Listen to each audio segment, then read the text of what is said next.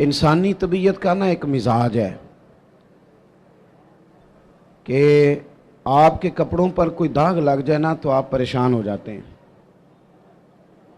کسی بندے کے گلے کا کوئی ایک بٹن ٹوٹ جائے نا تو کوئی اور بندہ اسے نوٹ کرے نہ کرے، وہ بندہ خود بڑا پریشان رہتا ہے کہ میرے گلے کا بٹن ٹوٹا ہوا ہے. یہ بات بوجھ بن جاتی ہے. آپ پڑھے لکھے بھی ہوں، مالدار بھی ہوں، وزادار بھی ہوں، ساری آسانیاں موجود ہوں، صرف آپ کے کپڑے میلے کچیلے ہوں تو آپ سے کہا جائے نا کسی جگہ جانا ہے چلو، تو فوراً لوگ کہتے ہیں پہلے مجھے غسل کر لینے دو، کپڑے بدل لینے دو، پھر میں چلوں گا. آپ کسی کے گھر جا رہے تھے، اس کے گھر میں بہت کھلی جگہ ہے بٹھانے کی اور کھانا کھلانے کے لیے وسیع دسترخوان ہے، ساری آسائشیں اور آسانیاں موجود ہیں، لیکن اس نے گھر کی صفائی نہیں کی ہوئی. آپ اچانک اسے کہیں میں آ رہا ہوں تو وہ کہتا یار تو نے بڑی زیادتی کی، تو مجھے فون کرتا میں صفائی تو کر لیتا. انسان کی طبیعت کا یہ تقاضا ہے کہ وہ صفائی کو، ستھرائی کو پسند کرتا ہے. کوئی ایک آدھ بوجھ رہ جائے اسے دشواری ہوتی ہے، دقت محسوس. اس کی آواز اگر کھول سکتی ہے تو کھولیں ذرا تھوڑی سی. اسے دشواری ہوتی ہے. اور جب انسان 2-3 دنوں کا تھکا ہوا، میں اب صبح نکلا تھا، دوپہر میں چنوٹ گیا تھا، اسی طرح ہزاروں لوگ الحمدللہ تشریف لے آئے، ان سے بات کر کے کوئی ذریعہ بنا خیر جمع کرنے کا. اب آپ کی زیارت ہو رہی ہے، کل اللہ موقع بنائے گا تو قصور جائیں گے انشاءاللہ. تو آپ سفر کرتے ہیں، آپ آتے جاتے ہیں، آپ لوگوں سے ملتے ہیں، تو آپ اگر آپ محسوس کریں نا کہ یار یہ نا میں نے بال نہیں صحیح، میرے بکھرے ہوئے ہیں، ٹوٹے ہوئے ہیں، تو محسوس کرتے ہیں یار کوئی دیکھے گا تو کیا کہے گا. 2 جوڑے بھی بعض لوگوں کو دن میں تبدیل کرنے پڑتے ہیں. وہ آسودگی حاصل ہوتی ہے، اس سے تسلی محسوس کرتا ہے آدمی. آپ 2-3 دنوں کے تھکے ماندے جب جا کے غسل کرتے ہیں نا گھر میں تو اتنی کوئی وزن نہیں ہوتا مٹی کا یا کپڑوں کا، لیکن آپ غسل کر لیتے ہیں تو اپنے آپ کو ہلکا پھلکا محسوس کرتے ہیں. انسان کی طبیعت کا تقاضا ہے کہ تھوڑے سے بھی اگر میل کچیل اس کے ظاہری جسم پہ لگ جائے تو وہ تکلیف محسوس کرتا ہے. بس سمجھ لیں اس بات کو کہ اگر ظاہر پر 1-2 دھبا ہو تو بندہ بے چین رہتا ہے، تو اگر دھبے باطن پہ ہوں تو اگر دل پہ دھبے لگ جائیں نا، لالچ کا، ہرس کا، ہوس کا، حسد کا، عداوت کا، بغض کا، لوگ کہتے ہیں پتہ نہیں کیا بات ہے میں بور ہو رہا ہوں، پتہ نہیں کیا بات ہے مجھے کیا ٹینشن ہے، پتہ نہیں سارا کچھ ہے. تو میں کہتا ہوں سارا کچھ ہے پر ایک ٹینشن بھی ہے آپ کو کہ مجھے دیکھ کوئی نہیں رہا، ایک مسئلہ بھی ہے کہ میری ذرا شہرت ہو جائے، ایک پریشانی بھی ہے کہ میری بھی ذرا کبھی کوئی فوٹو آنے لگ جائے. تو اس نے بے چین کر دیا، بے قرار کر دیا. آپ کے پاس سارا کچھ ہے لیکن وہ جو بھائی تھوڑا سا 4 پیسوں میں آگے نکل گیا وہ برداشت نہیں ہو پا رہا، اس نے اندر جوار بھاٹا برپا کر دیا ہے باطن میں. یہ جو اندر کے دھبے ہوتے ہیں یہ انسان کو بے چین کر دیتے ہیں، بے قرار کر دیتے ہیں. وہ ویسے وہ دوائیاں کھاتا پھرتا ہے، دم کراتا پھرتا ہے، علاج کراتا پھرتا ہے، لیکن رب فرماتا ہے میں نے تمہارا علاج کر دیا ہے. مالک کس طرح؟ فرمایا میں نے تمہیں اپنا محبوب جو عطا فرمایا ہے.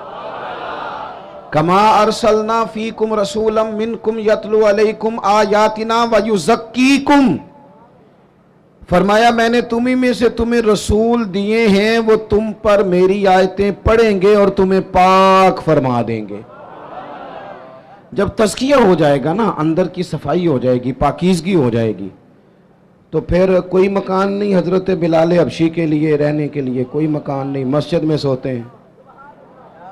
پھر کوئی مکان نہیں ان کے پاس، کوئی ان کے پاس جائیداد نہیں، کوئی مال نہیں، سادہ کپڑے پہنتے ہیں، کوئی ظاہری عہدہ نہیں. لیکن حال یہ ہے کہ محبوب فرماتے ہیں معراج سے واپس آ کر بلال کیا عمل کرتے ہو؟ یا رسول اللہ کیا ہوا؟ فرمایا میں معراج پہ گیا تھا، میں نے تو تمہارے چلنے کی آواز جنت میں بھی سنی ہے. جب آپ اندر سے مطمئن ہو جاتے ہیں. 2-3 باتیں آپ کی خدمت میں عرض کرنی ہیں. طبیعت جب تک بے لوث نہیں نہ ہوتی، جب تک اخلاص نہیں آتا تب تک اطمینان نہیں ہوتا. یہ جو لالچ ہوتا ہے نا، ہرس ہوس طمع، یہ اتنی بڑی گھٹن ہے کہ اور یہ اتنا بڑا لالچ کا، ہرس اور ہوس کا پیٹ اتنا بڑا ہوتا ہے کہ اس میں سارے خزانے بھی ڈال دیے جائیں تو یہ پیٹ بھرتا نہیں. جب آپ لالچ کے رشتے دنیا میں قائم کر لیتے ہیں، جب آپ کچھ لوگ کچھ دو کی پالیسی کی بنیاد پر جینا چاہتے ہیں، تو پھر زندگی ایک مشین کی طرح گزرتی ہے. پھر انسانوں سے نہیں ملتے، جیبوں سے ملتے ہیں. پھر آج جو حال ہم ارد گرد دیکھ رہے ہیں کہ ایوان اقتدار سے لے کر بچی اور بچے کا رشتہ طے کرنے تک ہر چیز سے پہلے دولت دیکھی جاتی ہے، ہر چیز سے پہلے سرمایہ دیکھا جاتا ہے. کسی جگہ بھی آپ کو بڑا ہونے کے لیے، عزت کرانے کے لیے پہلے یہ بتانا پڑتا ہے کہ میری جیب میں مال کتنا ہے.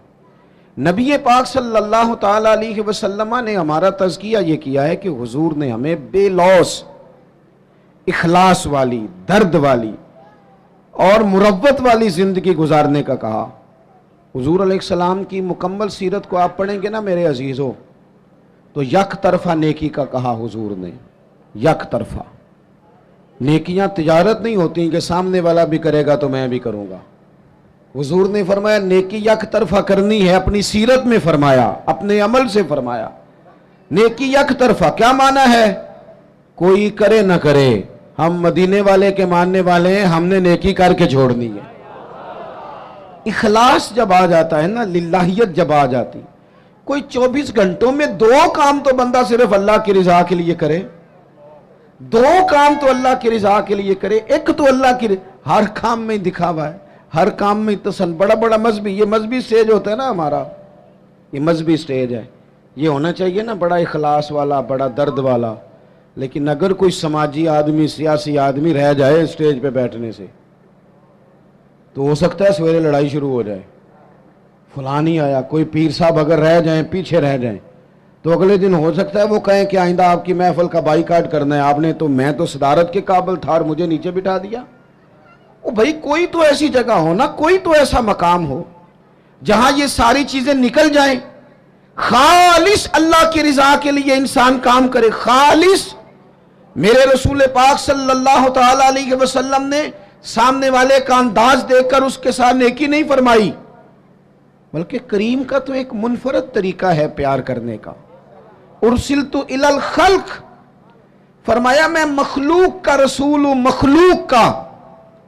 حضور کا تو دل غیروں کے لیے بھی بڑا دھڑکتا تھا، نہ ماننے والوں کے لیے بھی بڑا دھڑکتا تھا. بدر میں جو لوگ آئے تھے وہ کوئی پھول کی پتیاں لے کے تو نہیں نہ آئے تھے. بدر میں جو لوگ آئے تھے وہ گھی شکر لے کے تو نہیں نہ آئے تھے. وہ تو تلواریں لے کے باقاعدہ لڑنے کو آئے تھے. وہ سارا کچھ کرنا چاہتے تھے جو عرب کے لوگ اپنے دشمن سے کیا کرتے تھے. معاذ اللہ، وہ پہلے قتل کر دیتے، پھر ناک کاٹ ڈالتے، پھر کان کاٹ ڈالتے، پھر وہ ٹکڑے کر دیتے. وہ سارا کچھ کرنے آئے تھے. اللہ نے مسلمانوں کی مدد کی. 313 1000 کے مقابلے میں لڑے، پر جب رب مدد کرے تو پھر کامیابیاں آیا کرتی ہیں. نتیجہ کیا نکلا؟ صرف 14 مسلمان شہید ہوئے. 70 کفار کو قیدی بنا کے لایا گیا. میں نے کہا یہ پھول پتیوں والے لوگ نہیں تھے، گھی شکر والے نہیں تھے، تحفوں کے تبادلے والے نہیں تھے. یہ پتھر مارنے والے تھے، کانٹے بچھانے والے تھے، تکلیف دینے والے تھے. چوکوں میں، چوراہوں میں، گلیوں میں، کمروں میں بیٹھ کر اسلام کے خلاف منصوبہ بندی کرنے والے تھے. نبی پاک علیہ السلام کو کیسے معاذ اللہ تکلیف پہنچائی جائے اس کے لیے یہ پلان کرنے والے تھے. لیکن حضرت انس بن مالک فرماتے ہیں میں جب بدر کے وہ قیدی آئے تو ظاہر ہے ہمیں غصہ تھا، انہوں نے بڑا ستایا تھا، ہم نے ذرا رسیاں زور سے باندھی ان کی. میں آپ سے عرض کروں، نہیں درد رہا ہمارے دل میں. زیادہ سے زیادہ اپنے بچوں کے لیے دل دھڑکتا ہے. تھوڑا سا اور کبھی دوسرا نمبر آئے تو بہن بھائیوں کا، ورنہ وہ ریڑھی والا میرا کیا لگتا ہے. ورنہ یہ تو اس طرح لگتا ہے کہ جیسے یہ انسانوں کے جتھوں کو ہم نے جانوروں کا جتھا سمجھنا شروع کر دیا.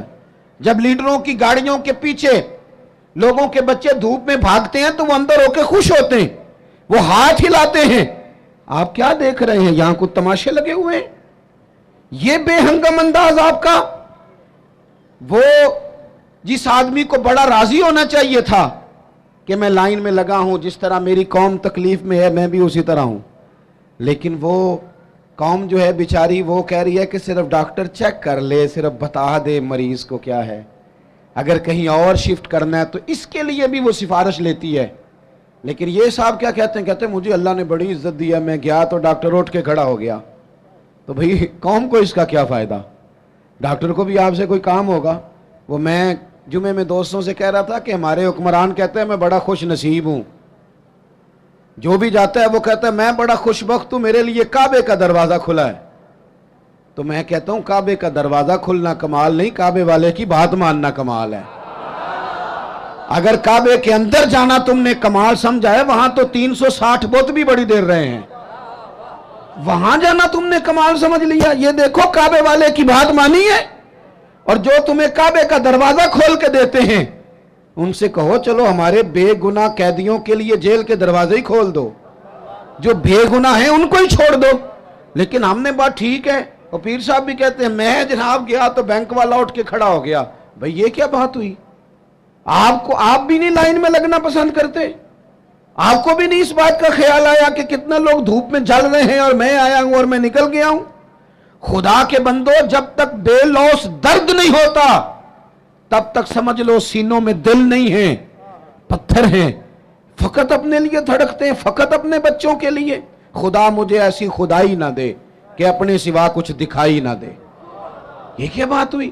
حضرت انس بن مالک کہتے ہیں ہمیں غصہ تھا کفار پر، ہم نے رسیاں زور سے باندھ دی، اور اپنا غصہ نہیں تھا، غصہ یہ تھا ہمارے نبی کو تکلیف دی، مکہ چھوڑنا پڑا، اذیت دی، ہم نے زور زور سے رسیاں باندھی۔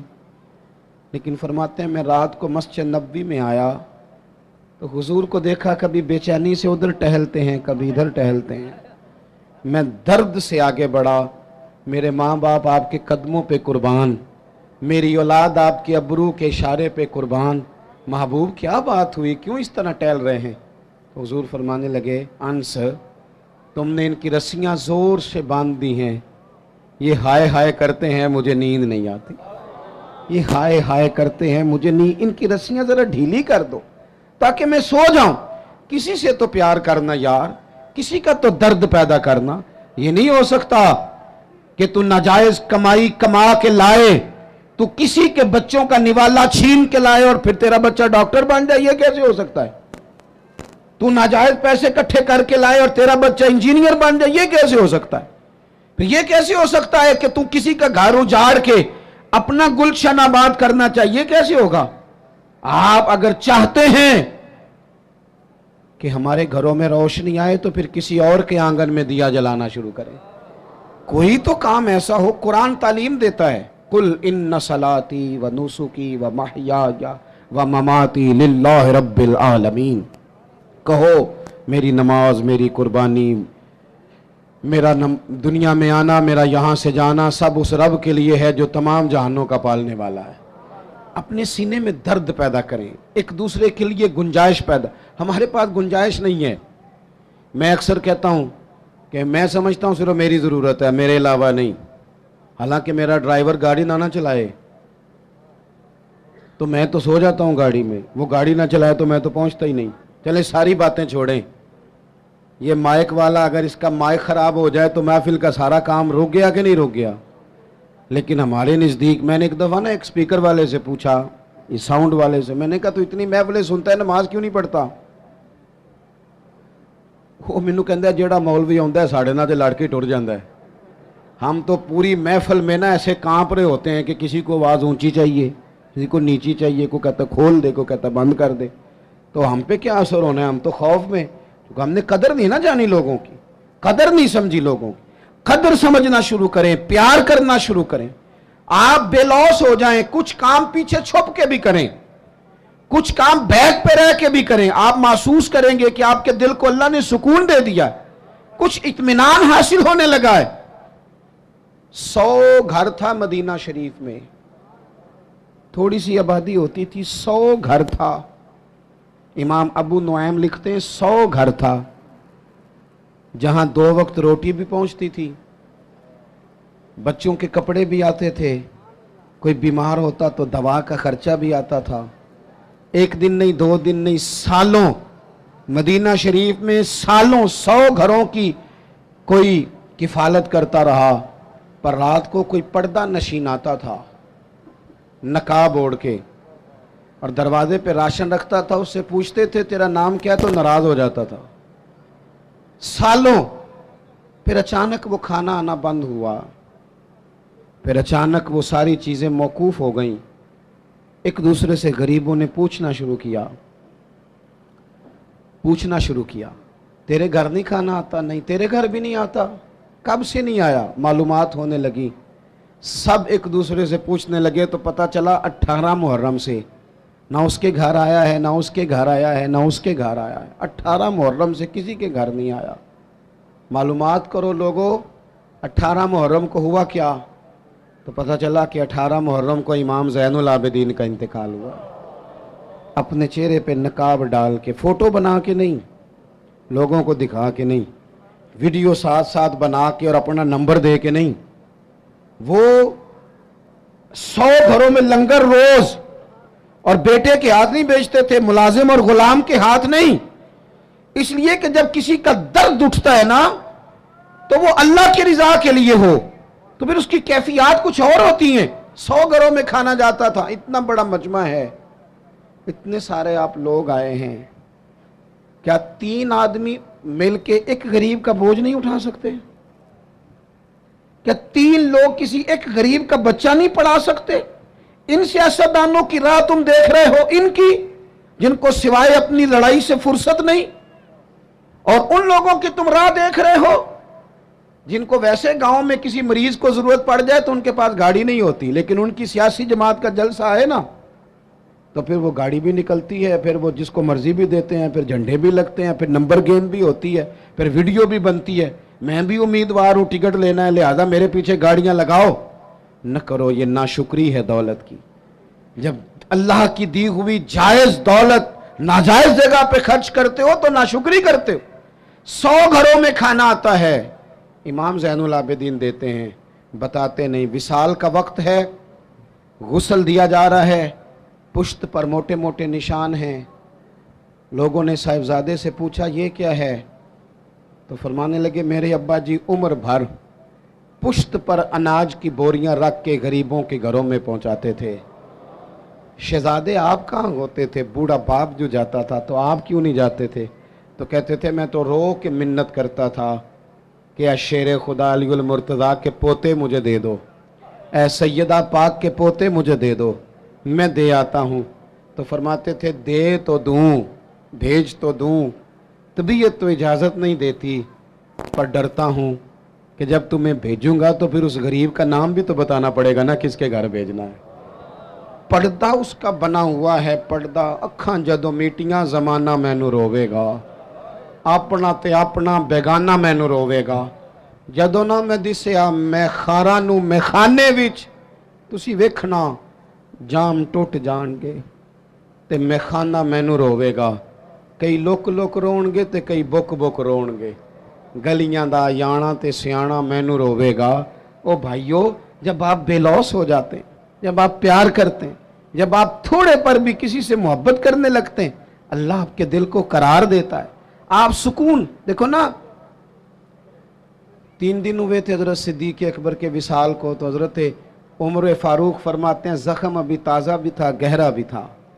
मैं असर की नमाज पढ़ा के ना तो बाहर मस्जिद शरीफ में बैठा था, 2-3 छोटी छोटी बच्चियां सादे से कपड़े, सादा सा लिबास मस्जिद में आई और तोतला लबो लहजा, चाचा आप खलीफा बने? कहा हाँ बेटा मेरी ड्यूटी लगी है। तो कहा आप हमारे साथ चलेंगे? पुत्र कहाँ जाना है? तो बच्चियां कहने लगी हम यतीम बहनें हैं, हमारा भाई कोई नहीं, 5-6 बहनें हैं, वालिद इंतकाल कर गए, हमारे घर में बकरियां हैं। अबू बकर सिद्दीक रोज़ असर के बाद हमारे घर आते थे, बकरियों का दूध धो के हमें दे जाते थे, कुछ हम बेच लेती थी, कुछ पी लेती थी। चचा 3 दिन हो गए, अम्मा भी रोती है, बहनें भी रोती हैं, कोई नहीं घर में काम करने वाला। मैं उस आदमी की बात सुना रहा हूँ جو لاکھوں مربع میل کے حکمران تھے، میں کونسلر کی بات نہیں کر رہا، اس ایم پی اے کی بات نہیں کر رہا جو آپ کو سبز باغ دکھا کے گیا تو پلٹ کے آیا نہیں، فرماتے ہیں کہ چلیں گے آپ؟ تو حضرت سیدنا عمر فاروق رضی اللہ تعالیٰ عنہ کہتے ہیں میں اتنا رویا کہ میری داڑھی آنسوؤں سے بھر گئی، میں اٹھا، چلو پتر چلتا ہوں، آگے آگے وہ بچیاں اور پیچھے پیچھے میں۔ رستے میں ایک صحابی ملے، اے امیر المومنین روتے ہوئے کہاں تشریف لے جا رہے ہیں؟ پھر رو پڑے، کہنے لگے یار یہ ابو بکر صدیق تو میرے لیے رستہ ہی بڑا مشکل کر گیا، کس طرح چلوں گا ان کی راہوں پر، کیسے یہ میں کام آگے، جگر راہ وفا میں نقش ایسے چھوڑ آیا ہوں کہ جس منزل سے گزرا ہوں وہ اب تک یاد کرتی ہے۔ او یارو، ہیں نا کچھ ابھی بھی لوگ، کچھ لوگ ابھی بھی ہیں جو شام کو انتظار کرتے ہیں، شام کو، اللہ خوش رکھے، سنیں جی، شام کو انتظار کرتے ہیں کہ اگر کہیں سے دوا کے پیسے آ جائیں تو اماں کو دوا لے دوں۔ کچھ ہیں لوگ جو منتظر رہتے ہیں، ابھی بھی منتظر رہتے ہیں کہ اگر کوئی سبب لگ جائے نا تو چلو میں بھی تازہ پھل جو آیا ہے اس موسم کا میں بھی وہ اپنے بچوں کو کھلا دیا کروں۔ دوستو، حضور نے ہمیں سبق دیا ہے، یہ ہمارا تزکیہ کیا ہے، لالچ سے بچ کر کوئی کام زندگی میں اپنی آخرت کے لیے بھی تو کرنا چاہیے، کوئی اسلوب ایسا بھی تو اختیار کریں جس میں انسان محسوس کرے کہ یہ خالص میری آخرت کا کام ہے۔ دوسری بات، جب تک ہم سب اپنے آپ کو قانون کے حوالے کرنا پسند نہیں کرتے اتنی دیر تک تزکیہ نہیں ہوتا۔ ایک طبقہ ایسا آ گیا ہے کہ جو سمجھتا ہے کہ یہ قانون کسی اور کے لیے ہے، میرے لیے نہیں۔ جب تک انسان اپنے آپ کو پیش نہیں کرتا، توجہ ہے میری بات پر آپ کی؟ میری بات پر توجہ ہے آپ کی؟ آپ کی کوئی سیاسی جماعت، کوئی الا ماشاءاللہ جو اس وقت کام کر رہی ہیں، جو بڑی بڑی پارٹیاں بنی ہوئی ہیں، ان میں سے کوئی ایک سیاسی جماعت کا کوئی ایک کارکن بھی کہتا ہے کہ میرے لیڈر سے فلانی غلطی ہو گئی ہے؟ بول کے بتائیں، کیوں؟ یہ فرشتے ہیں، یہ اپنے آپ کو قانون کے حوالے کیوں نہیں کرتے؟ وہ کوئی بھی ہو، کسی جماعت کا بھی ہو۔ جب یہ 3-4 سال پہلے حکومت آئی تھی تو ایک صاحب میرے پاس بڑے دوڑے آئے، کہنے لگے تبدیلی آ گئی ہے ملک میں۔ تو میں نے کہا نمبر پلیٹیں بدلنے سے تو تبدیلی نہیں نہ آتی، انجن تو سارا وہی ہے، بندے وہی ہیں، وہ صرف جماعتوں کا لیبل بدل کے آ جاتے ہیں۔ کیا بات کرتے ہیں آپ؟ اس طرح بھی کبھی ہوتا ہے، انہیں جی اب آ جائے گی، تو میں نے کہا یہ نہیں آئے گی، اس لیے کہ وضو کرنے کے لیے نرا پانی ہونا شرط نہیں، پاک پانی ہونا شرط ہے۔ وضو صاف پانی سے ہوتا ہے، اس طرح کے پانیوں سے نہیں ہوتا۔ بہرحال آمدام برسر مطلب، میں جو بات آپ کے سامنے عرض کرنا چاہتا ہوں اس پر آپ غور فرمائیں گے کہ قانون سے بالا تر اپنے آپ کو نہ سمجھا جائے۔ ہم سے اگر کبھی کوئی کمزوری ہو جاتی ہے، کسی مقام پر ہم کوئی غلطی کر بیٹھتے ہیں، اس کا اعتراف کر لینا، اس کو مان جانا، اس کو تسلیم کرنا سیکھیں۔ ہمارے گھروں کے اندر جنگ لگی ہوئی ہے اس لیے کہ ساس کہتی ہے میں تو غلطی کر ہی نہیں سکتی، اور اگر لوگ ہمارے ہاں غلطی کا اعتراف کرتے بھی ہیں تو اتنا جارحانہ ہوتا ہے کہ وہ لگتا ہے غلطی نہیں، وہ تو ڈنڈا چل رہا ہے۔ بہو کہتی ہے اماں کی ساری غلطیاں میں تو کر ہی نہیں سکتی۔ اپنے آپ کو تسلیم کے کٹہرے میں لائیں، ماننا سیکھیں۔ اگر کسی جگہ آپ محسوس کرتے ہیں نا کہ یہاں میں بھی بھول گیا تھا تو مان لیں۔ بڑے بڑے لوگ مان جایا کرتے تھے، بڑے بڑے لوگ تھے جو رجوع کر لیتے تھے۔ تسلیم کرنے کا، مان لینے کا مزاج بنائیں۔ آپ کی جرت ہے آپ کسی بڑے آدمی کو، طاقتور کو کہہ سکیں کہ تو مان جا، تیرے اندر یہ کمزوری ہے؟ کوئی مانتا ہے؟ ہم مانتے ہیں؟ ہاں نہ تو کرو نا۔ غلطیاں کرتے ہیں کہ نہیں؟ مانتے ہیں پھر؟ میں نا ایک دفعہ اپنے علاقے میں موٹر سائیکل پہ ایک دوست کے پیچھے بیٹھا ہوا تھا، تو روڈ کے اوپر ہی نا ایک صاحب نے دوسرے کو ٹکر مار دی موٹر سائیکل کی۔ اب وہ غلط ٹکر ماری ہے اس نے، اس سے غلطی ہو گئی تو ٹکر اس کو لگ گئی، وہ بندہ گر گیا۔ تو اب وہ گرنے والا اٹھا تو جس نے ٹکر ماری تھی نا وہ اس پہ چڑھائی کر گیا، کہنے لگا کب سے میں ہارن بجا رہا ہوں، کب سے میں اشارے دے رہا ہوں، کب سے لائٹیں دے رہا ہوں، دیکھا نہیں جاتا، چلا نہیں جاتا۔ اب وہ بندہ گرا بھی تھا، تکلیف بھی ہوئی تھی، اور جس کی غلطی تھی وہ پریشر بھی ڈال رہا ہے۔ تھوڑی دیر کے بعد وہ رخصت ہو گیا، میں جب تک قریب چلا گیا، چند سیکنڈ لگے، وہ بندہ بیچارہ گرا تھا، اٹھ کے چلا گیا۔ میں نے قریب جا کے وہ ٹکر مارنے والے سے کہا، میں نے کہا غلطی بھی تیری تھی، میں دیکھ رہا ہوں پیچھے پیچھے ہم بھی آ رہے ہیں، اور چڑھائی بھی تو کر گیا ہے۔ تو یہ تربیت ہے آج کل جو قوموں کی اور نوجوانوں کی ہو رہی ہے۔ وہ کیا کہتا ہے؟ وہ کہتے ہیں پیر صاحب تسی بھی تکدے سو پہ؟ میں نے کہا پیچھے ہی تھا۔ کہنے لگے گل تو اڈی ٹھیک ہے، غلطی میری سی، پر جے میں نہ چڑھائی کرتا تھے انہیں کر جانی سی۔ یہ مزاج ہے، یہ ہنسنے والی نہیں تو رونے والی بات ہے۔ جب قوموں کی تربیت اس طرح کی ہونا کہ ماننا نہیں، چڑھائی کرنی ہے، غلط بھی ہے تو چڑھائی کرنی ہے، جھوٹے بھی ہیں تو چڑھائی کرنی، دھونس اور دھاندلی کے ساتھ، روب کے ساتھ بات منوانی، پھر قوموں کی تربیت نہیں ہوتی۔ رسول پاک صلی اللہ تعالی علیہ وآلہ وسلم نے اپنے صحابہ کو جو مزاج دیا ہے، سکون کس چیز میں ہے کہ انسان اپنے آپ کو پیش کر دے۔ پتہ ہے کیمرے لگانوں سے جرم نہیں ختم ہوتے، اگر کوئی جرم سے آشنا ہو جائے نا، میں نے کرنا نہیں، پھر ختم ہوتا ہے۔ میں آپ کو ایک مثال دیتا ہوں اگر آپ کی سمجھ میں بات آ جائے تو۔ گوشت کسی نے آپ کو کھانے کو دیا اور آپ کھا رہے تھے، 2-4 لقمے آپ نے کھائے، بڑا مزہ آیا، پھر کسی نے نا بڑا مزہ آیا، لذیذ لگا آپ کو کھانا، پھر کسی نے کان میں کہہ دیا یہ صدقے کا ہے۔ میری طرف دیکھو، منہ میں ذائقہ بدل جاتا ہے کہ نہیں؟ کیا ہوا ہے؟ مسالے بدل گئے؟ چلیں اس سے بھی آگے کی بات کرتے ہیں۔ کسی نے آپ کے کان میں کہہ دیا کہ یہ تو جانور بیمار تھا، یہاں ذبح ہی نہیں ہوا تھا، حرام کھا رہے ہیں آپ، تو الٹیاں شروع ہو جاتی ہیں کہ نہیں؟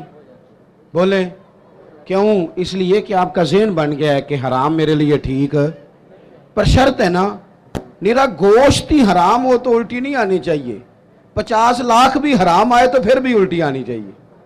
ہم نے نا کچھ چیزوں کے لیے اپنا ذہن بنایا ہے کہ حرام کھانا نہیں، تو اگر حرام، وہ ایک دوست ہمارے بات سنانے لگے، کہنے لگے ایک آدمی کو نا ایک مہنگا سا جوتا پڑا ہوا گلی میں مل گیا، پر 1 پاؤں ملا، تو وہ ڈھونڈنے لگ گیا کس کا ہے، کس کا ہے، کس کا ہے، کس کا ہے، ڈھونڈنے لگ گیا۔ تھوڑی دیر آگے جا کے نا تو دوسرا پیر بھی مل گیا، پر اس نے بندہ ڈھونڈنا بند کر دیا، پھر وہ گھر لے آیا، اب پورا ہو گیا نا۔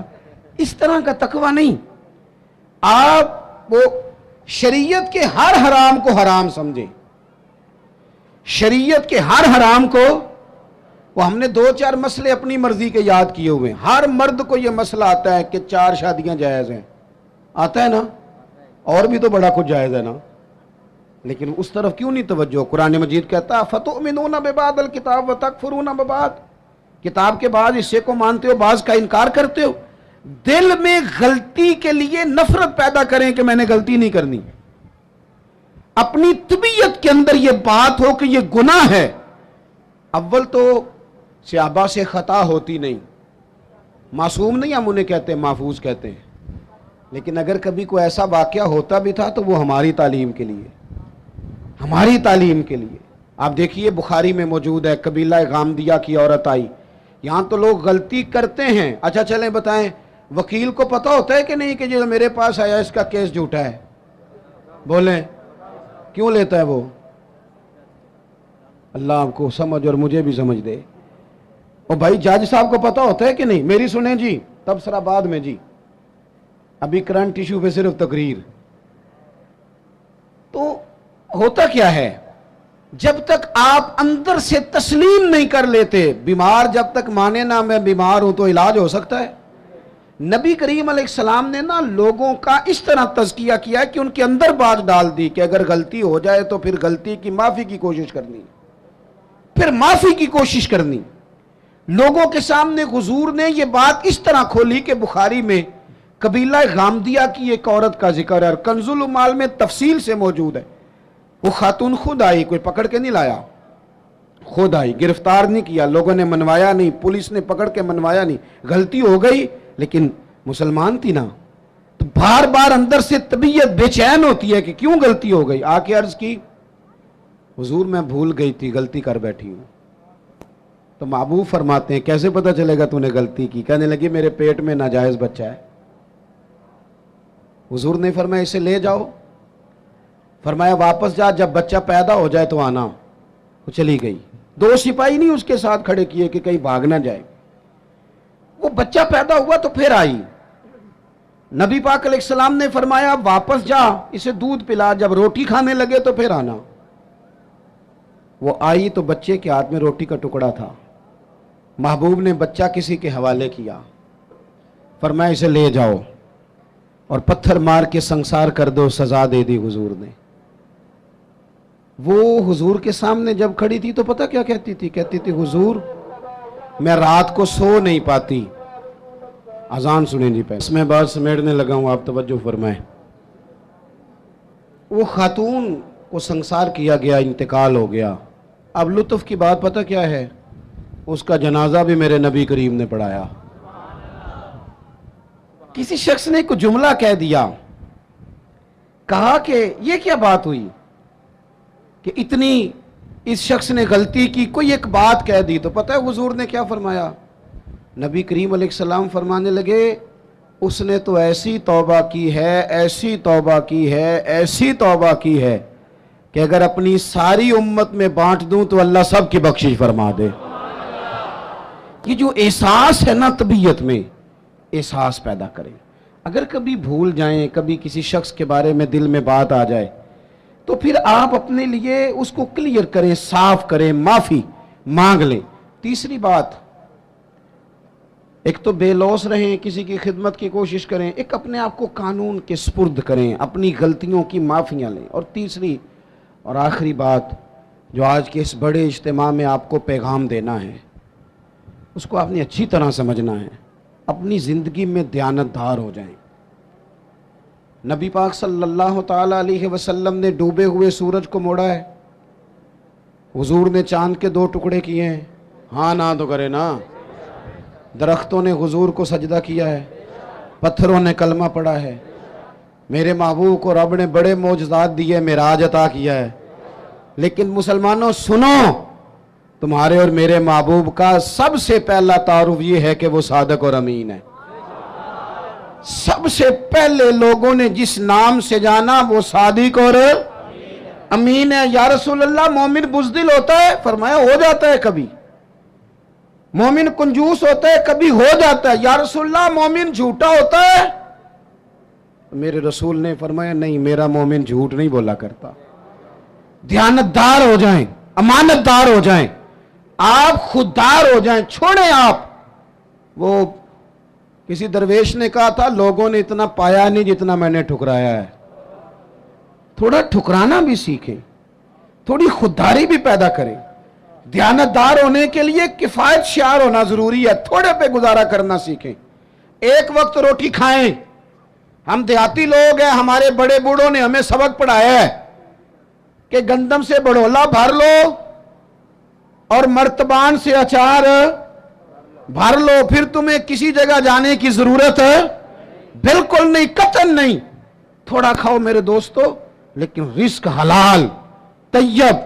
اگر امانت دار نہیں رہو گے پھر بھکاری بھی بنو گے، پھر ملاوٹیں بھی کرو گے، پھر تو اس طرح کے برے حالات ہوتے ہیں کہ لوگ جانوں سے کھیلتے ہیں، دوائیوں میں بھی ملاوٹیں کرتے ہیں۔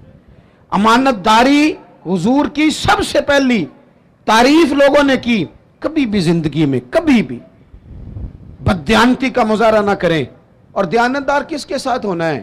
میں اپنے ممبر سے ہو جاؤں اور کونسلر اپنی کرسی سے ہو جائے، ڈاکٹر اپنے آپ سے ہو جائے، طالب علم اپنے علم سے ہو جائے، استاد اپنی ڈیوٹی سے ہو جائے۔ استاد کا احترام بڑا ضروری ہے، پر استاد کو اجازت نہیں کہ کلاسیں کھیل رہی ہوں اور استاد سموسے منگا کے کھا رہے ہوں۔ وہ بھی تو ڈیوٹی کرے نا اپنی ٹائم پہ۔ مزدور کی مزدوری پسینہ خشک ہونے سے پہلے دینی ہے، پر مزدور کو اجازت نہیں کہ وہ روٹی کھانے جائے تو گھنٹہ وہیں بیٹھا رہے، وہ 10 منٹ کونے میں بیٹھ کے چائے پینے جائے اور 20 منٹ وہ سگریٹ بھی پیتا رہے۔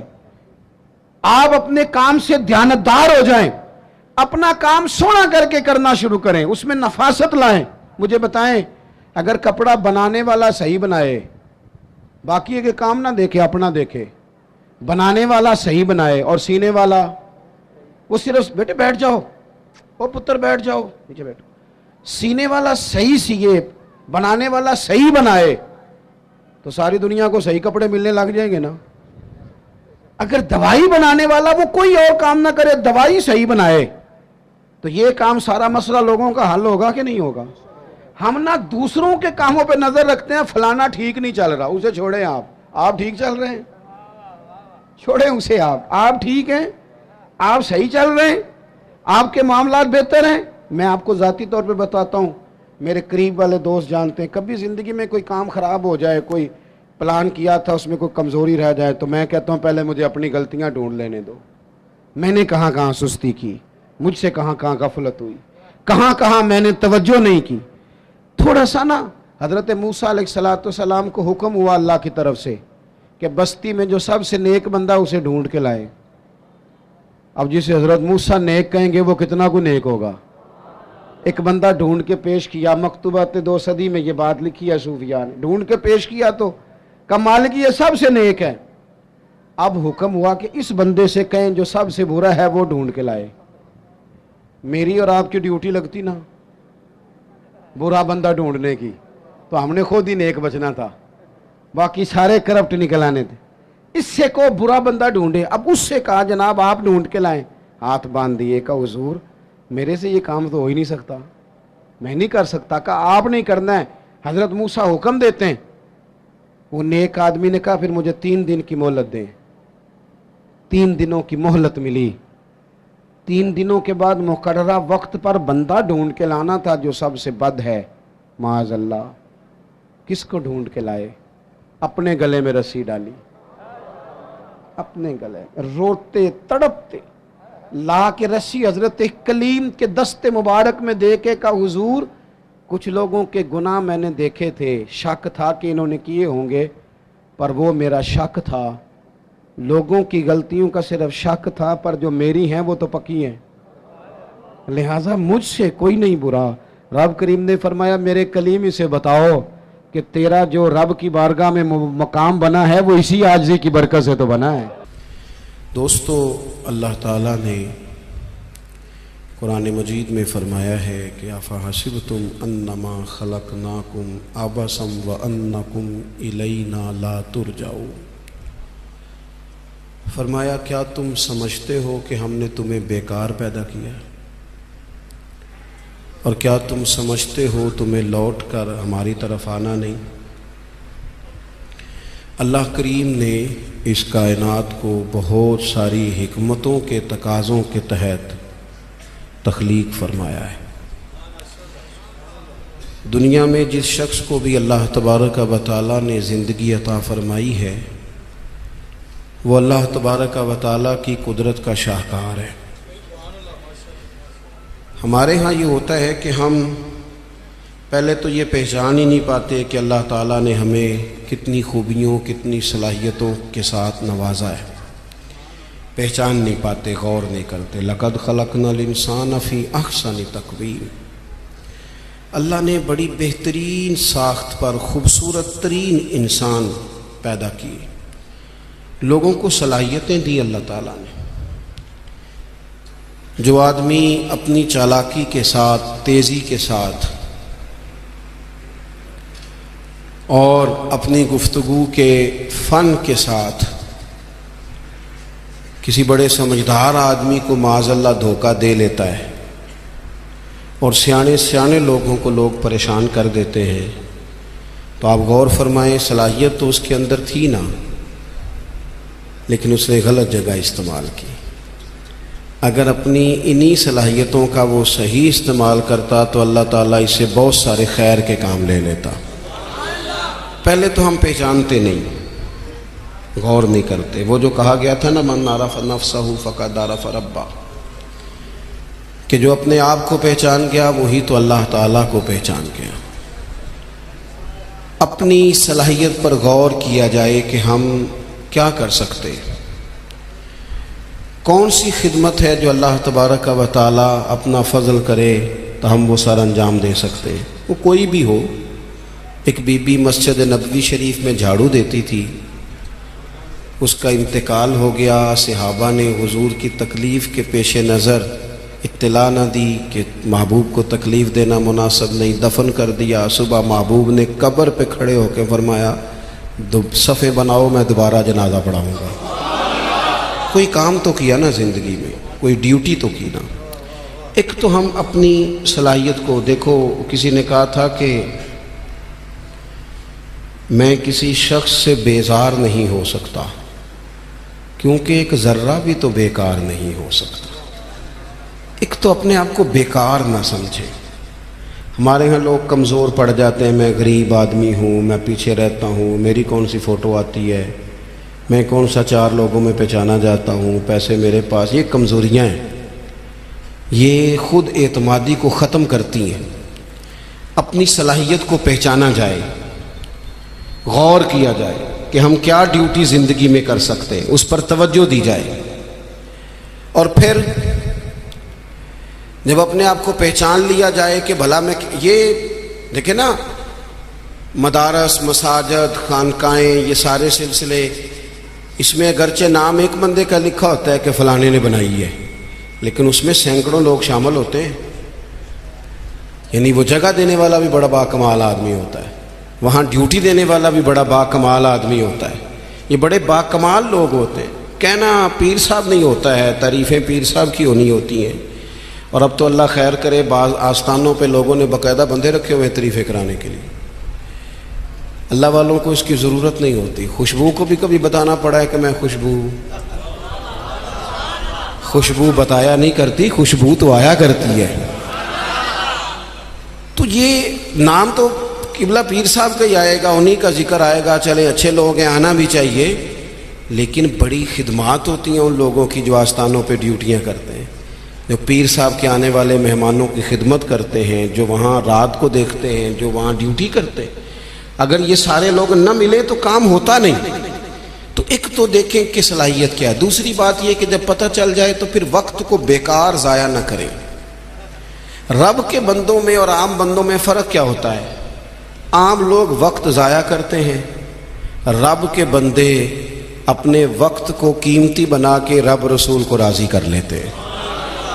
ہمارے اوقات ضائع ہوتے ہیں۔ ڈھیر سارے لوگ ہیں، وہ کہتے ہیں میں بور ہو رہا ہوں، تو میں اکثر کہتا ہوں کہ بور ہونے کے لیے بھی تو ٹائم چاہیے نا۔ ہمیں تو ٹائم ہی نہیں ملتا، بھلا کس وقت بور ہو، ٹائم ہی نہیں ملتا۔ وہ جناب آپ پوچھیں کسی آدمی سے کہ یہاں کیوں کھڑے ہو، کہتے ہیں میں ٹائم پاس کر رہا ہوں، تو میرا کئی دفعہ دل کرتا ہے پوچھنے کو کہ آج آپ نے ایک سپارہ قرآن پاک کا پڑھا ہے؟ محبوب تو پوچھتے تھے نا صحابہ سے صبح کہ آج کسی نے جنازہ پڑھا ہے، مسکین کو کھانا کھلایا ہے، آج فلاں آدمی نے کوئی نیکی کی، محبوب سوال کرتے تھے۔ تو ٹائم پاس کر رہا ہوں جی، بھی اتنا ٹائم آیا کہاں سے جسے پاس کرنا پڑا؟ بعضوں کا 1 منٹ ٹھہرنا میں آیا، او بھئی 1 منٹ میں 3 دفعہ سورۃ اخلاص پڑھی جا سکتی ہے اور پورا قرآن پاک پڑھنے کا ثواب ہے۔ آپ نے 1 منٹ کو ایسے سمجھ لیا ہے، وقت کا ضیاع۔ یہ بہت سارے لوگ ہیں جو تبصرے کرتے ہیں، فارغ ہیں، کام کوئی نہیں، اس پر بھی تبصرہ، اس پر بھی تبصرہ، اس کی بھی بات کرو۔ بھئی اتنا تو ٹائم ہی نہیں ہے کہ آپ اس کی بات کریں، اتنا کہاں سے وقت آیا؟ نبی پاک علیہ الصلوۃ والسلام نے فرمایا، یہ سیاستہ میں حدیث موجود ہے، فرمایا جب صبح سورج طلوع ہوتا ہے تو دن جب چڑھتا ہے تو دن اعلان کرتا ہے، وہ دن اعلان کرتا ہے کہ لوگوں میں آج آیا ہوں، آج کے بعد دوبارہ نہیں آؤں گا۔ اگر جو کام تم نے کرنا ہے وہ آج کر لو، میں آج آیا ہوں، آج کے بعد دوبارہ۔ آج 10 ستمبر کو جس بندے نے سارا دن قرآن پاک نہیں نہ کھولا، یہ اس سال کا 10 ستمبر اسے دوبارہ نہیں ملے گا زندگی بھر۔ جس نے آج صبح سے ایک دفعہ بھی، میں اکثر کہتا ہوں نبی پاک علیہ السلام نے سارے دن اور ساری راتیں امت کو یاد کیا، اور سارا دن ہی گزر گیا، امت نے ایک بار بھی درود و سلام نہیں پڑھا۔ سارا دن ہم نے بہت ساری خیر کر سکتے تھے، اچھا مشورہ دے سکتے تھے، کوئی بات سیکھ سکتے تھے، لیکن وقت ضائع کرتے۔ اپنے اوقات کو مرتب کریں۔ ہمارے بزرگوں کے ٹائم مرتب تھے، طے تھے۔ امام بخاری اگر ہماری طرح ہوتے تو قرآن مجید کے بعد ایک صحیح ترین کتاب ہمیں دے پاتے۔ امام مسلم کا بھی اگر وہی حال ہوتا جو آج ہمارا ہے، ڈھیروں لوگ ہیں جنہوں نے بخاری پڑھی نہیں پوری، مسلم شریف کو پڑھا نہیں، اور انہوں نے کتنی محنت کر کے احادیث پر گفتگو کر کے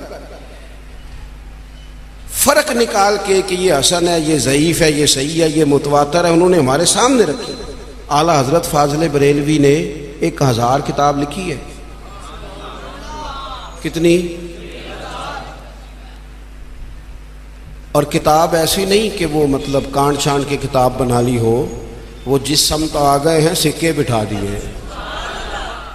کام ان لوگوں کا مرتب تھا، ان کے وقت میں برکت تھی۔ حضرت عمر بن عبدالعزیز رحمۃ اللہ علیہ سے ایک دن ان کے خادم سے آپ نے کوئی کام کہا تو کہنے لگا حضور یہ کام کل کر لیں گے، تو آپ فرمانے لگے یہ کام اگر کل کریں گے تو جو کام کل کرنے ہیں وہ کب کریں گے؟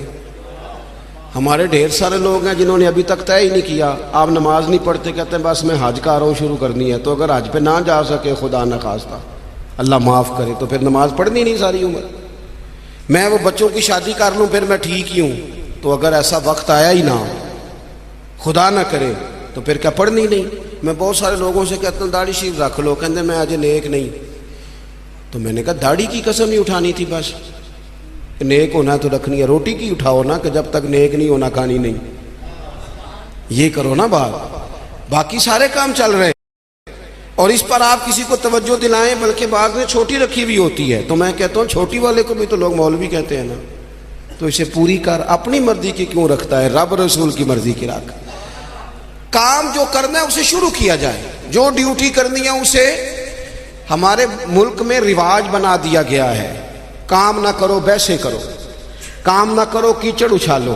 یہ دیکھو نا کتنی تکلیف ہے سیلاب والوں کو، کتنی تکلیف ہے۔ ہمارے وہاں دوست موجود ہیں، اپنی ہمت کے مطابق کام کر رہے ہیں، میں خود بھی وہاں حاضر ہوا تھا۔ اب وہ کہتے ہیں کہ جلدی امراض ہونے لگے، یعنی ایک طرف وہ بندہ ہے جو نخرہ کر رہا ہے کہ یہ روٹی میں نے نہیں کھانی، یہ سالن لے جاؤ، اور دوسری طرف ماں کے کہتی ہے کہ صرف میرے بچے کو زخم ہو گئے ہیں، کیڑے کھڑے ہیں پانی میں، جلدیں پھٹنے لگی ہیں، صرف دوائی چاہیے۔ تو کیا رب کریم نے حساب نہیں لینا؟ چلے مہربانی کرتے، وزیروں نے تو نہیں جانا تھا، پیر ہی ایک ایک دورہ کر آتے، تھوڑی سی توجہ کر لیتے۔ کیا یہ محبوب پاک کو راضی کرنے کا طریقہ نہیں؟ کیا حضور نے فرمایا نہیں جو میری امت سے محبت کی جس نے اسی نے مجھ سے محبت کی؟ کیا فرمایا نہیں جب میری امتی کو تکلیف ہوتی ہے تو مجھے تکلیف ہوتی ہے؟ یہ کام نہیں خیر کا؟ خدا کے بندے تو ہیں ہزاروں، بنوں میں پھرتے ہیں مارے مارے، میں اس کا بندہ بنوں گا جس کو خدا کے بندوں سے پیار ہوگا۔ اپنے اوقات کو مرتب کریں۔ ہمارے ہاں مزاج نہیں کام، یہ دیکھیں نا جلسے ہو رہے ہیں، آ رہا ہے فلانا جا رہا ہے، یہ ہو رہا ہے، اور سب سیاسی جماعتیں اللہ ماشاءاللہ جتنے خرچے یہ ان کاموں پہ کرتے ہیں نا، اس سے آدھے خرچے اگر کریں۔ آپ گاڑیاں سجا رہے ہیں، فلان ہو رہا ہے، پجاروں نکلی ہوئی ہیں، فلاں کام ہو رہا ہے، اور دوسری طرف حال یہ ہے کہ لوگ چار پہیاں کھڑی کر کے ان کے اوپر چادریں ڈال کے اپنی بیٹیوں کو چھپائے بیٹھے ہیں۔ نہ ادھر ادھر کی تو بات کر، یہ بتا کہ قافلہ کیوں لٹا، مجھے رہزنوں سے غرض نہیں، تیری رہبری کا سوال ہے۔ تھوڑا سا توجہ دینے کی ضرورت ہے کہ ہم ترجیحات ہماری کیا ہیں، ہم اصل میں کرنا کیا چاہ رہے ہیں، ہمارا رستہ اور سفر کیا ہے۔ وہ ایک علاقے میں نا، بلکہ یہ میرپور جب ایک دفعہ تاریخ بتاتی ہے کہ سارا کسی حادثے سے ٹوٹ گیا تھا، تو ایک آفیسر کہتے ہیں میری یہاں ڈیوٹی تھی، کیونکہ شہر سارا ہی ایک دفعہ الٹ پلٹ ہو گیا تھا، تباہ ہو گیا تھا، تو میں نے دیکھا ایک بوڑھا شخص اور اس کی بیوی 2 بوریاں گدے پہ رکھے ہوئے آ رہے ہیں۔ میں نے آگے بڑھ کے سلام لی، بابا جی کدھر جا رہے ہو؟ کہنے لگے پوچھنا تھا وہ بیت المال کا دفتر کہاں ہے، کہاں جہاں خزانہ جمع کرایا جا رہا ہے؟ تو میں نے کہا بابا جی میں ہی ہوں دفتر کا آفیسر، آپ نے کیا جمع کرانا ہے؟ تو کہنے لگے میں نے اور میری بیوی نے کانپتے اور بوڑھے ہاتھوں سے محنت کر کے یہ کچھ سونا چاندی ملبے کے نیچے سے نکالا ہے، بیت المال میں جمع کرانا ہے۔ تو میں نے کہا بابا سارے لوگ گھر لے جاتے ہیں، آپ بیت المال میں لے آئے؟ کہنے لگے پتر شہر سارا ٹوٹ گیا ہے، یہاں ہمارے بزرگوں کی قبریں ہیں، ہم تعاون کرنا چاہتے ہیں ہمارا شہر پھر سے آباد ہو جائے، شہر آباد ہوں گے تو گھر بھی انشاءاللہ بانی جائیں گے۔ وطن جب رہتے ہیں نا تو پھر سارے کام ہی چلتے رہتے ہیں، لیکن آپ پرواہ ہی نہ کریں، وقت کو ضائع کریں اور فضول ابحاث میں ٹائم ضائع کریں، کوئی معنی نہیں۔ آپ دیکھیں نا، نبی پاک صلی اللہ تعالیٰ علیہ وسلم نے فرمایا وہ بہترین مسلمان ہے جو لا یعنی باتیں چھوڑ دے، بے مقصد باتیں زندگی میں چھوڑ دے، بس با مقصد باوقار پتے کی بات زندگی میں کریں، وقت کو ضائع نہ کریں۔ اور جن لوگوں نے اپنا وقت مرتب کیا، کام کیا، ڈیوٹی کی زندگی میں، حضرت عمر بن عبدالعزیز کی عمر 39 سال ہوئی ہے، پوری 40 نہیں، کتنی بولیے؟ 39 سال کی عمر میں یہ بندے نے روز قرآن پاک بھی پڑھا، درود پاک بھی پڑھا۔ اس شخص نے امت کو عدل و انصاف سے بھی بھرا، مساجد بھی بنائیں، انہوں نے مدارس بھی قائم کیے، خدمتیں بھی کی، عمر 39 سال پائی، لے سجنا اسا توڑ ہی نہیں پائی، تو جان بھی دیتی تیرا تیرے، ہم نے تو طے ہی نہیں کیا آج تک۔ یہ بہت سارے نوجوانوں کو میں دیکھتا ہوں، ساری دن تصویر پہ گزر جاتا ہے، سارا دن فوٹو آنی چاہیے۔ اور قوم نہ زیادہ تر اللہ ماشاءاللہ، بالخصوص نوجوان نسل ہواؤں میں زندہ ہے، خوابوں میں زندہ ہے، موبائل کے اندر زندگی گزار رہے ہیں۔ زندگی کے دکھ کچھ اور ہیں، کرب کچھ اور ہیں، تکلیفیں کچھ اور ہیں، سمجھنے کی چیزیں کچھ۔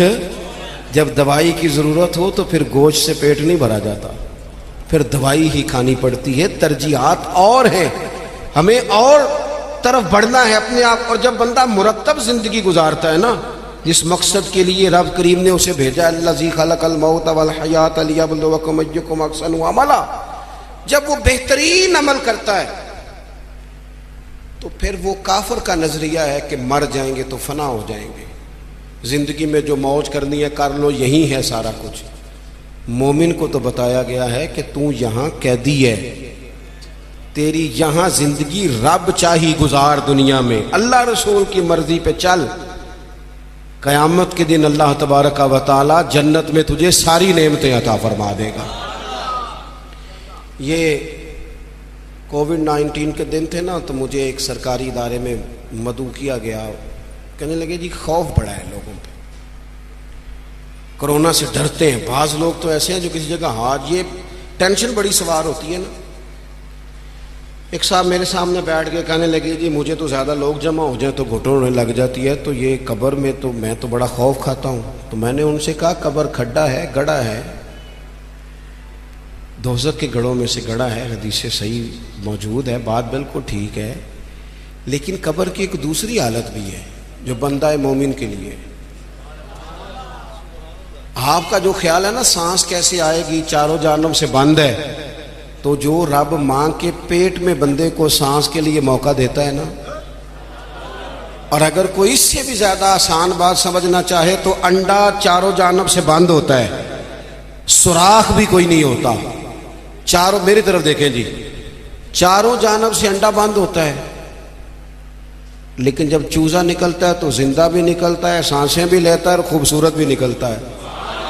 تو جو مالک وہاں اس کے لیے ساری آسانیاں فراہم کرتا ہے وہ قبر میں بھی فرمائے گا۔ لیکن دو حالتیں ہیں نا، ایک وہ کھڈا ہے، وہ گھڑا ہے۔ دیکھیں میں نے اگر گجرانوالہ آنا ہے تو گجرانوالہ کی سڑک پہ چڑھنا چاہیے، پنڈی والی سڑک پہ تو اگر کوئی سڑک ہی اختیار کی ہو جو سیدھی کھڈے میں جاتی ہو، تو اس نے تو سڑک جان بوجھ کے اختیار کی ہے، نہ حلال حرام کی تمیز ہے، نہ بولنے میں احتیاط ہے، نہ کوئی پرواہ ہے، نہ بیٹیوں کا حق دیا ہے، نہ بہنوں کو ان کا حق دیا ہے، نہ ذمہ داریوں کا احساس کیا ہے۔ تو پھر اللہ معاف فرمائے، اس نے تو سفر ہی کھڈے کا شروع کیا۔ لیکن اگر اس نے زندگی تھوڑی محتاط گزاری ہے، رب چاہی گزاری ہے، تو پھر قبر کی دوسری حالت بھی حضور نے بیان کی۔ یعنی بندہ مرے گا تو ذرا تصور کرنا کیا کہنے لگا ہوں، جب وہ مرے گا تو اس کی صرف قبر نہیں بلکہ اس کی قبر باغ ہے، کیاری ہے، قبر باغ ہے، اور معمولی باغ نہیں، جنت کے باغوں میں سے باغ، اور ایسی کیاری جنت کی، ایسا باغ، ایسا گلشن کہ جس میں آنکھ کھلتے ہی پہلی زیارت ہی مدینے والے محبوب کی نصیب ہوگی۔ کیا کہا حضرت نے، کہنے لگے لحد میں عشق رخ شاہ کا داغ لے کے چلے، ہم نے اندھیری رات سنی تھی چراغ لے کے چلے۔ اب اللہ فرماتا ہے یوم نحشر المتقین الی الرحمن وفدا، فرمایا جو متقی لوگ ہوں گے نا، پرہیزگار، وہ جب رب کی بارگاہ میں پیش کیے جائیں گے تو مہمان بنا کے پیش کیے جائیں گے، اللہ کی بارگاہ میں مہمان بنا کے، وَنَسُوقُ الْمُجْرِمِينَ إِلَىٰ جَهَنَّمَ وِرْدًا، اور مجرموں کو جہنم کی طرف پیاس سے ہانکا جائے گا، پیاس سے ہانکا جائے گا۔ اپنے معاملات زندگی کو ہمیں جلدی سے طے کر لیں، وقت نہ گزر گیا تیزی سے، کالے بالوں کی جگہ سفید آنے لگ گئے، اور تندرست وجود کہیں کہیں سے درد کرنے لگ گیا، یاروں کے دوستوں میں سے، یاروں کی جماعتوں میں سے کچھ دوستوں کے ہم جنازے پڑھائے، وہ جنہ باجوں ایک پل نہیں سا جیندے، پھر وہ شکلیں یاد نہ رہی ہیں۔ داؤد تائی رحمۃ اللہ علیہ سے ہارون رشید نے کہا تھا کہ کوئی نصیحت کر دیں، تو فرمانے لگے آپ کے والد کہاں ہیں؟ کہا قبرستان میں، دادا قبرستان میں، کہا ایک بیٹا بھی تھا قبرستان میں، بھائی قبرستان میں۔ فرمانے لگے تو نے اتنے جنازے پڑھے، ابھی بھی میں تجھے نصیحت کروں؟ تیرا کیا خیال ہے؟ وہ چلے گئے، تو نے نہیں جانا؟ او پئیاں دستیاں قبراں جنہاں تے پھول پئے، ادھروں تے کوئی نہیں جی آمدہ، ادھروں ہی لکھاں گئے۔ اپنی زندگی میں تھوڑا چیزوں کو طے کریں، بڑی ہو گئی تصویریں، بڑی ہو گئی ویڈیو، اور بڑے ہو گئے چکر، اب بڑا کچھ ہو گیا۔ اب تو بھائی کوئی اگلا کام ہو، توجہ ہے اب دوستوں کی میری بات پر، اب کچھ تھوڑی سی نا تیاری ہو۔ اور آخری بات یہ صوفیاء کرام تھے نا، ان کے مصلے آباد تھے، اللہ اللہ کرتے تھے، ہماری جان نہیں چھوٹتی۔ اب تو ڈاکٹر کہتے ہیں کہ بہت سارے لوگ چونکہ وہ زندگی موبائل پہ گزارتے ہیں تو گہری نیند سو ہی نہیں پاتے، ہر وقت توجہ کہیں اور لگی ہوئی ہوتی ہے، ہر وقت وہ تو سنجیدہ مطلب سو ہی نہیں پاتے، چار چار موبائل رکھیں، بزنس مین صاحب نے اللہ، کسی کو کوئی بات سنا رہے ہیں، کسی کو کوئی سنا رہے ہیں، یاد ہی نہیں رہتا میں نے سویرے کیا کہا تھا۔ الجھی سی زندگی کب ہوتی ہے؟ جب بندہ مصلی پہ نہیں بیٹھتا، سارا کچھ بند کر کے، جان چھڑا کے، سرے رات بندہ کچھ دیر اللہ اللہ کرے، والذین یبیتون لربہم سجدا وقیاما۔